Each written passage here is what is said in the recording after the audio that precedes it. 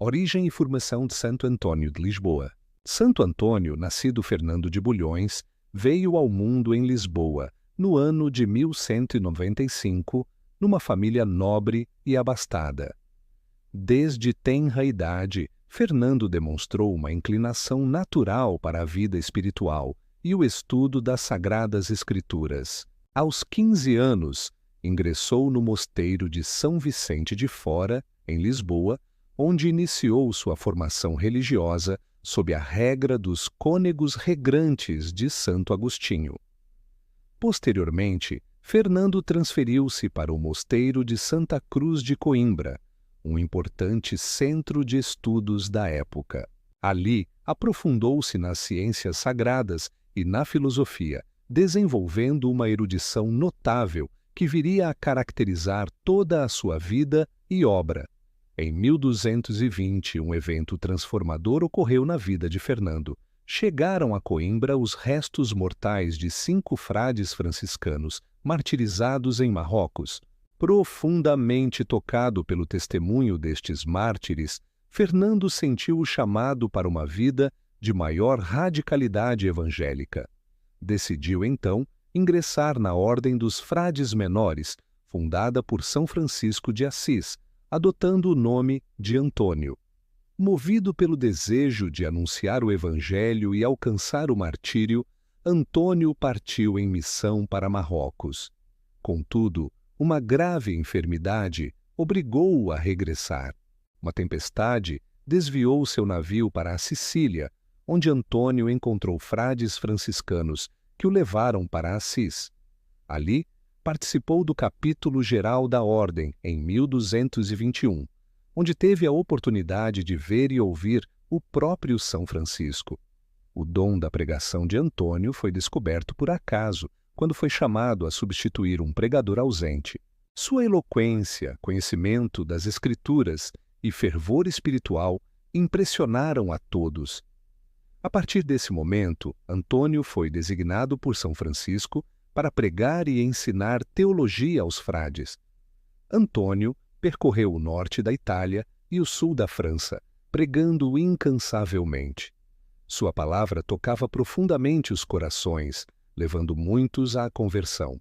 Combateu heresias, defendeu os pobres e oprimidos, e tornou-se conhecido por seus milagres e prodígios. A vida de Santo Antônio foi marcada por numerosos milagres que contribuíram para a sua rápida canonização e para a devoção popular que o envolve. Entre os mais conhecidos, destaca-se o Milagre da Mula, ocorrido em Rimini. Confrontado por um herege que desafiava a presença real de Cristo na Eucaristia, Antônio apresentou a hóstia consagrada a uma mula faminta. O animal, ignorando o alimento que lhe foi oferecido, ajoelhou-se diante do Santíssimo Sacramento, convertendo o herege. Outro milagre notável foi o sermão aos peixes, em Rimini. Quando os habitantes da cidade se recusaram a ouvi-lo, Antônio dirigiu-se à praia e começou a pregar aos peixes, que emergiram das águas para escutá-lo. Este prodígio comoveu os habitantes, que então se dispuseram a ouvir suas palavras.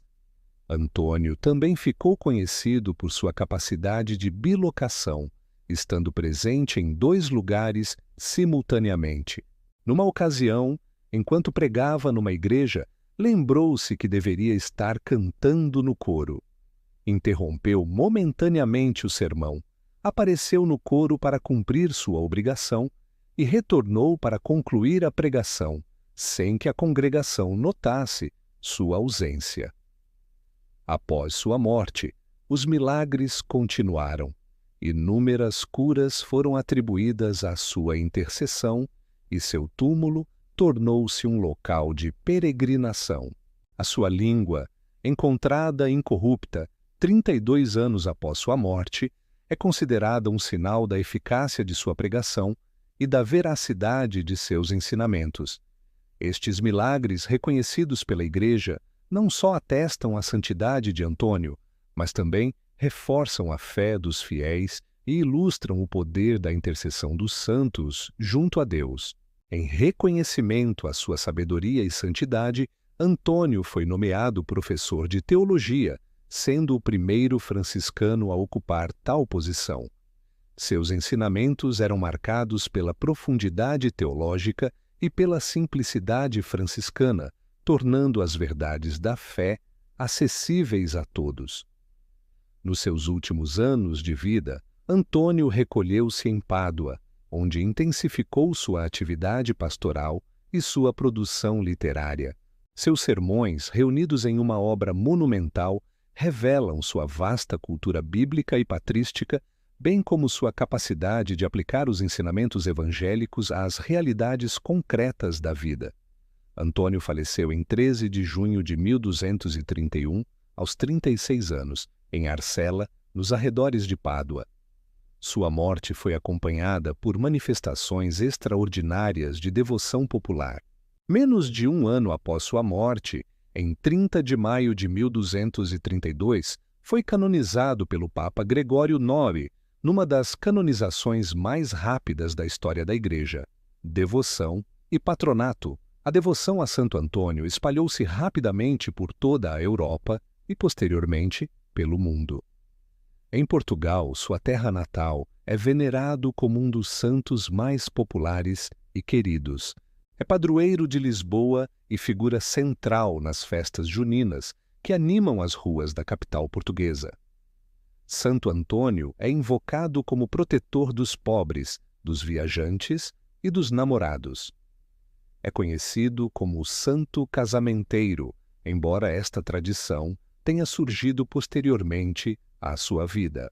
Também é invocado para encontrar objetos perdidos, uma devoção que se originou de um episódio em que um noviço, que havia fugido levando um saltério de Antônio, devolveu-o após uma aparição do santo.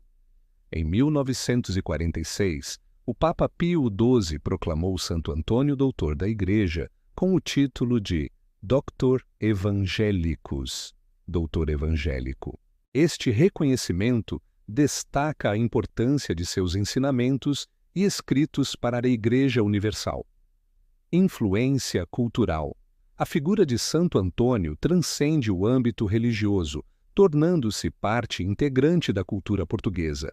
Sua imagem, geralmente representada com o menino Jesus nos braços e um lírio na mão, é encontrada em inúmeras igrejas, capelas e lares por todo o país.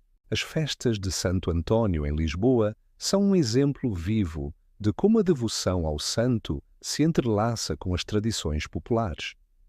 Os arraiais, as marchas, os casamentos de Santo Antônio e os tronos enfeitados pelas crianças são manifestações que unem fé e cultura de forma única.